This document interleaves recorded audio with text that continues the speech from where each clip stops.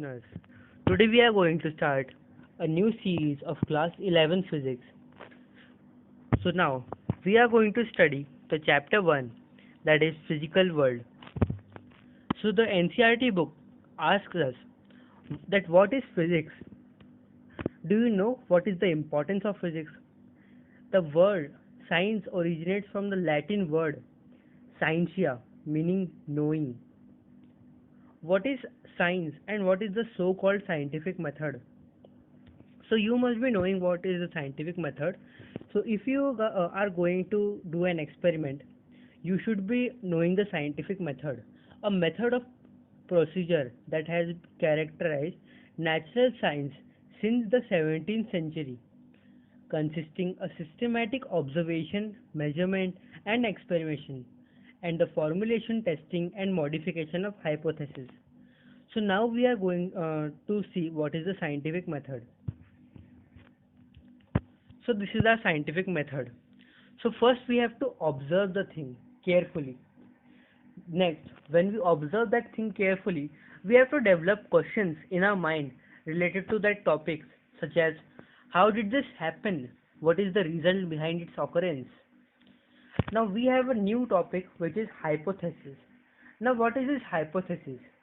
A supposition or proposed explanation made on the basis of limited evidence as a starting point for further investigation.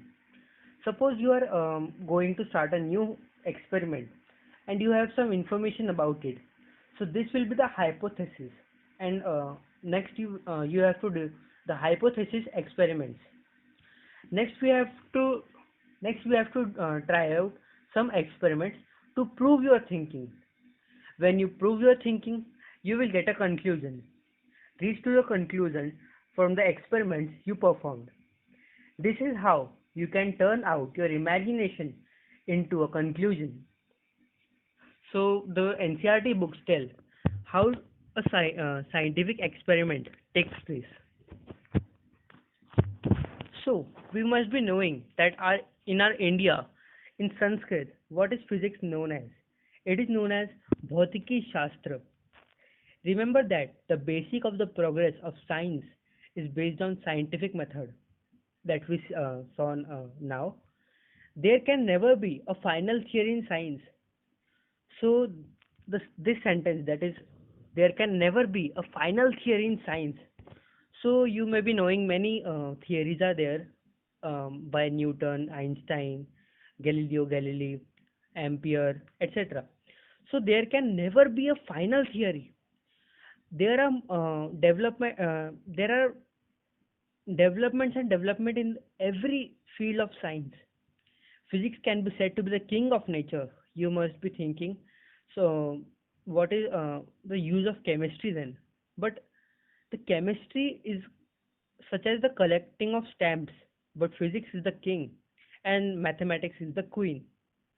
Physics is a basic discipline in the category of natural science, which includes chemistry and biology. So now we are going to see the two thrust principles in physics. The first is unification and second one is reduction.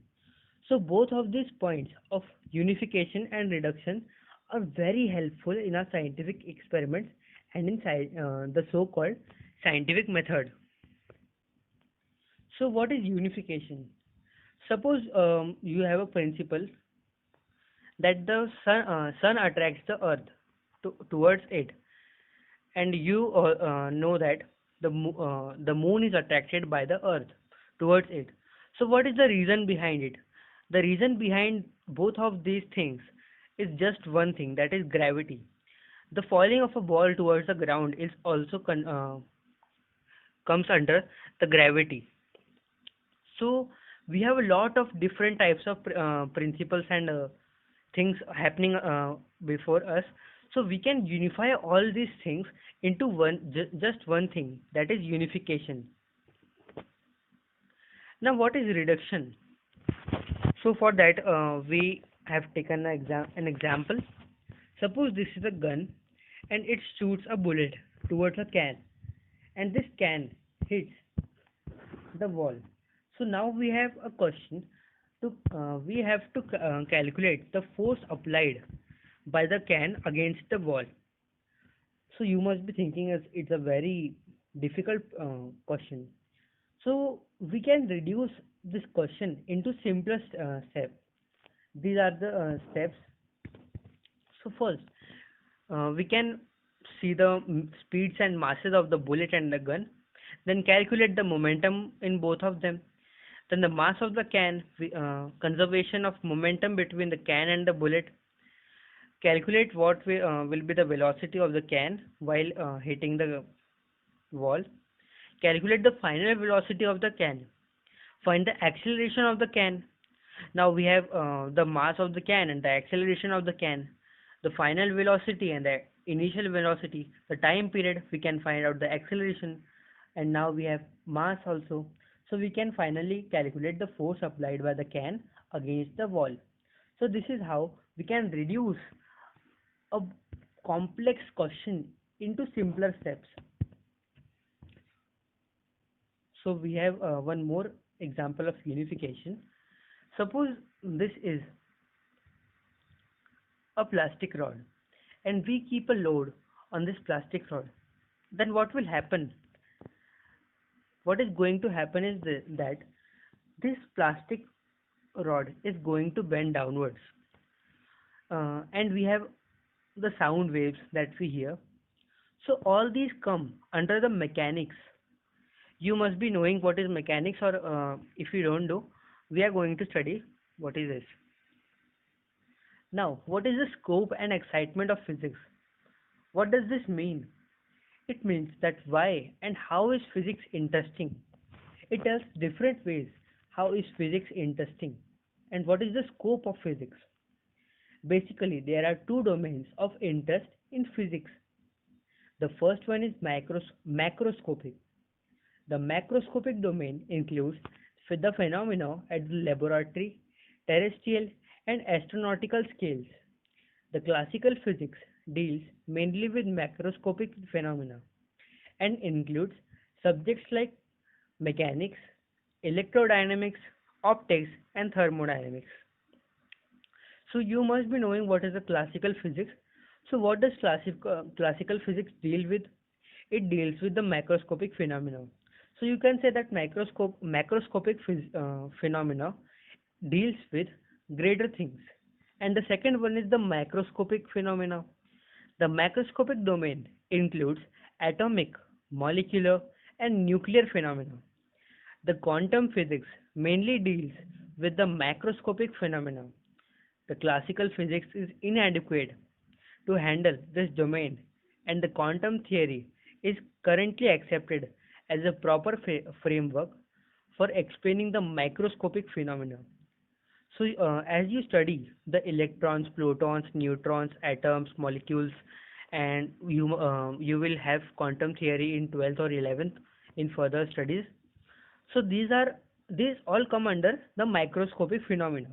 So the microscopic phenomena actually deals with small units. Examples we have nucleus, atoms, molecules, protons, electrons, and even more smaller. You must know what is the string theory.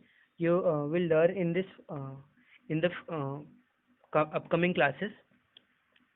Now we have the macroscopic domino. The first one is the mechanics. The mechanics is concerned with the motion of particles as a whole. Examples are propagation of a rocket by a jet, gravity, the equilibrium of a bent of a rod, laws of motion, etc. are all the problems of mechanics. Now we have optics. It deals with the phenomena involving light. All the phenomena which include light come under the optics. Examples are the working of telescopes and microscopes, color exhibited by thin flames, etc. are the problems of optics. Now we have electrodynamics. The electrodynamics mainly deals with electric and magnetic phenomena. Examples are working of an antenna, the propagation of radio waves, etc. are the problems of electrodynamics. And the last one is thermodynamics. In contrast to mechanics, actually, the thermodynamics cannot be said to be opposite, but in contrast to mechanics, it does not deals with the motion of the particle as a whole. Rather, it is concerned with the changes in internal energy. The, you must notice that it is concerned with the motion of the part. It does not concern with the motion of the particle as a whole. Rather, it is concerned with changes in internal energy of the particle. We have temperature also in the thermodynamics and the entropy. The entropy is actually is a new concept for you. So what is this entropy means? So you must be knowing that everything in this whole universe is going to the its worst condition. If your room is completely clean, but after 1 or 2 days, it will become dirty automatically. These are some problems of thermodynamics. Now you must have noticed the scope of physics is truly vast. It includes the ranges of masses from 10 raised to minus 30 kg, that is the mass of the electron, to 10 raised to 55 kg, the mass of observable universe. It includes the ranges of lengths from 10 raised to minus 15 meter, that is the size of a single proton, to 10 raised to 26 meter, that is the extent of the whole observable universe. It includes the ranges of time from 10 raised to minus 24 seconds. You must be knowing what is this 10 raised to minus 24 second. It is the lifespan of most unstable particle to 10 raised to 17 seconds. So 10 raised to 17 seconds is the age of our universe. Now, as I said, I will explain you what is this hypothesis, axioms, and models. So the hypothesis is a supposition without assuming that it is true. It would not be fair to ask anybody to prove the universal law of gravitation because it cannot be proved. It can be verified by experiments. So as told you, the hypothesis is the experiment. Some values if we have, we can do further experiments to reach the conclusion. So this is the hypothesis. So here we have an example. The effect of biofertilizer X on plant growth. So first is the alternative hypothesis and second one is the null hypothesis. Application of biofertilizer X increases the plant growth. This is our imagination that maybe this chemical increase the growth of the plant, but application of biofertilizer X does not increase the plant growth. So this is our conclusion. So it is the null hypothesis. In the alternative hypothesis, we imagine that it can happen, but in null hypothesis, we come to a conclusion. An axiom is self-evident truth. So this axiom we did not to prove that thing. What is it is actually the truth that is happening. A model is a theory proposed to explain the phenomenon. So here we have an example for a model. This is the model for converting the muscular energy into the electrical energy. The muscular energy is the energy provided by a hand. When we move this handle, the CD rotates and the our muscular energy is converted to electrical energy. So this is a model to prove this phenomenon. Now here we have our last topic of this part of the lesson: physics, technology, and society. The connection between physics, technology, and society can be seen from many examples. The discipline of the thermodynamics arose from the need to understand and improve the working of heat engines, etc. The technology helps to bring people together to do progress in many fields. Here is a table about some physical physicists from different countries and their major contribution in the field of physics. So here is a table about many great scientists from different countries who have given major contribution in the field of physics. So here we have the Archimedes, who gave the principle of buoyancy, principle of the lever. He belonged to the country Greece. Galileo Galilei, law of inertia. This scientist is really great. Christian Huygens, the wave theory of light. Isaac Newton, universal law of gravitation, laws of motion, reflecting telescope. Michael Faraday, laws of electrodynamic induction. James Maxwell, James Maxwell, yes, he's a great scientist. Electromagnetic theory, light and electromagnetic wave. He said that light is an electromagnetic wave.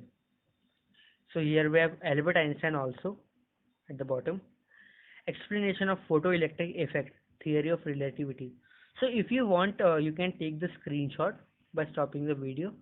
So here we have one more table.